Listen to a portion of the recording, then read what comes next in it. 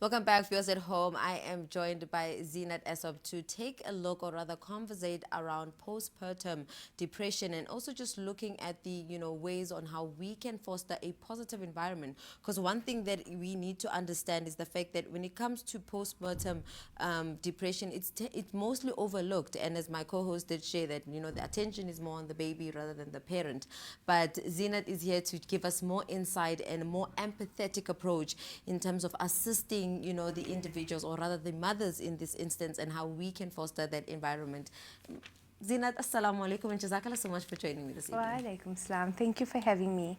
Now, just to start off our conversation, I'd like for you to, help us understand what is postpartum depression and how is it so distinct from baby blues? Because you find most time people associate, the idea of postpartum depression to that of baby blues, which I believe it's more complex than that.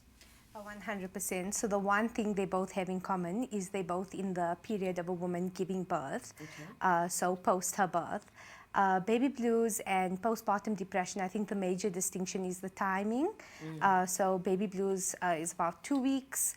Postpartum depression lasts a little bit over, and postpartum depression is definitely more severe. I think baby blues is very expected. It's just the emotional dip. So in just understanding the concept of postpartum depression, how would you best, explain it to our viewers at home tonight? It's crippling, and I think that it is probably the most misunderstood thing a woman can go through. I think that if you are diagnosed with it, you should get help. But just the period of postpartum is a huge adjustment. But it is extremely difficult. You can just imagine for individuals who come from, backgrounds or cultural backgrounds where things like postpartum are not really a thing. And for you to be acting out, it's a matter of something is wrong with you, you're possessed and the likes. But just still on that topic, I want to understand from you, what would you say are some of the common challenges that new mothers face when we're talking around postpartum depression? Okay, so I think it's exactly that. That there's a lack of understanding when it comes to this period. I think that many people don't know that there's this huge hormonal shift that happens. And they oftentimes feel like it's just them that experiences it. So many women are silenced by that, and they're afraid to say that they're struggling, or that they're not accepting things that they used to. Yeah, it's just very difficult. Yeah, because I heard even like when you look at videos online where someone explains that, as much as the child is now adapting from being in the womb and outside the womb, you can only imagine for the mother who always had her child in her for 9 months, literally all the phases of growth and development, and suddenly now the child is out of her. You can imagine the strain on her body physically, emotionally, and as well as mentally. Now, one thing I also want to ask you tonight is, how do we then go about, maintaining and creating that safe space for them that is quite conducive, and it speaks positively to their well-being, and assist them in, where we are kind towards what they're going through, but at the same time we assist them in coming out of that emotional state that speaks against their well-being, if I can say so. Okay, so I think support looks pretty much how you support a new baby. I mean, a new mom is born as well, and she is discovering a role that she hasn't played before, and she puts so much pressure on herself to do it perfect within the first 24 hours. So I think just to ask her what she needs, not to try and predict that, and to, just care for her, support her, encourage her, tell her she's doing a good job. Oh, wow. And I'm seeing that some of the common feelings is that a sense of isolation, disconnection. How do we then, is it a matter of we surround them all the time, or it's just a conversation of us constantly asking, how are you? But then at what point does the how are you now become, a bother to that individual? Yes. So I think it comes down to basic education, just to let mom know that this is something you can possibly go through.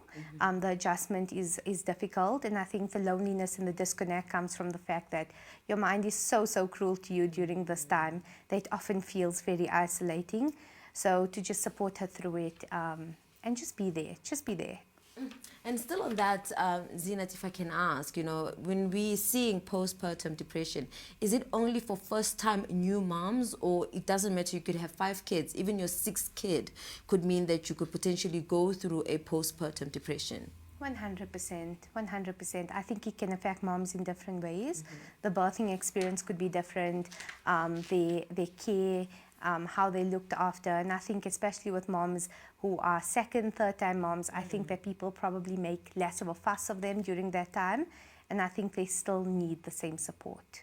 Now, speaking on creating those positive and encouraging environment, how do we then drive that mindset to the mom in terms of normalizing to her that seeking help is not any sign of weakness? Because we know mothers, generally speaking, just them seeking help, they feel like, oh, they're bothering someone, or they're becoming too much to other people, or they're burdening other people. But how do we then create that environment that fosters that kindness and allows them to say, hey, I need help in this way or in that way?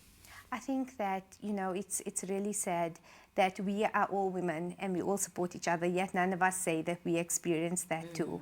So I think if somebody brings you into awareness that, look, this is very normal, I experienced this, or another mom notices that you're covered in baby's vomit from yesterday, and offers you, just go take a shower for 15 minutes, I think that could be very helpful.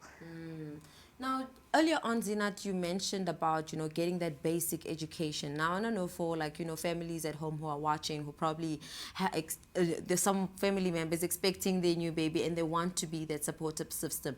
Where can they get those resources to best support their, be it their aunt, their sister, their cousin?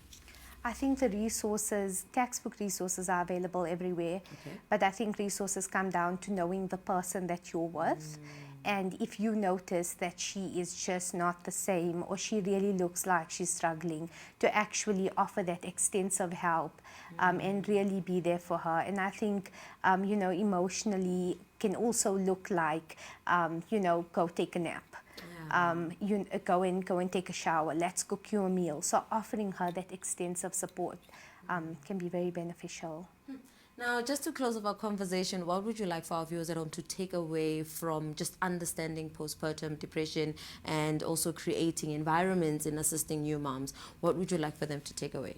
So I think the first thing is that just for the new moms, there's a beautiful quote that speaks about flamingos that lose their pink when they give birth, and you definitely do get it back. So it feels like forever, but it's not. And for the family members and husbands that are supporting, just be patient. Be patient. Zeenat, jazakallah so much, for sharing insight in a conversation that is much needed within our circles, within our, societies, and within our friendships as that. But jazakallah so much for giving us insight. Thank you for having me. Viewers at home, that was Zeenat Essop sharing in on how you can be there for your loved one, be it a sister, a cousin, an aunt, and definitely making sure that you make use of those resources out there and just reading up and knowing the person so that you're able to assist them efficiently and effectively.